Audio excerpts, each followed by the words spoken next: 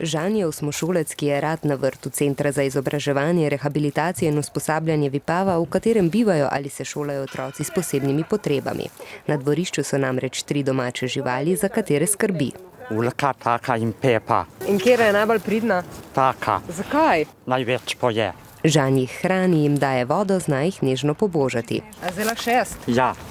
A te je bilo kdaj strah jih kaj pobožati? Skrb za živali oziroma delo na kmetiji je le ena od veščin, ki jih je Žan pridobil v programu dodatnega usposabljanja. Uči se tudi gospodinjskih opravil.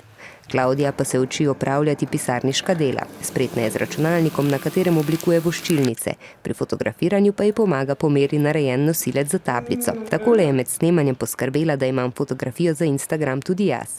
Vi pa lahko iz Vipave pošljete razglednico s Klavdijino fotografijo ali pa se ustavite v turistično-informacijskem centru, kjer je razstava njenih del. Iz Vipave smo krenili v Ajdovščino, kjer v ateljeju stvari devetošolka Ljubica ustvarja nakit in se uči ročnih spretnosti. Tukaj se počutim enako kot v šoli, samo da tukaj mi je malo bolj všeč, ker v šoli ne toliko dosti ustvarjamo kot tukaj. In jaz imam rada, da telovadim z roko. Med našim obiskom je ustvarila obesek. To se tele iz fimomase, se speče, polakiraš, ko se posuši, daš gor take perlice, da se lahko sveti. Nakit, ki ga izdeluje, je včeraj že prodajala na božični tržnici v Lavričevi knjižnici. Znanje, ki ga pridobivajo najstniki, pa jim bo tudi sicer pomagalo v življenju.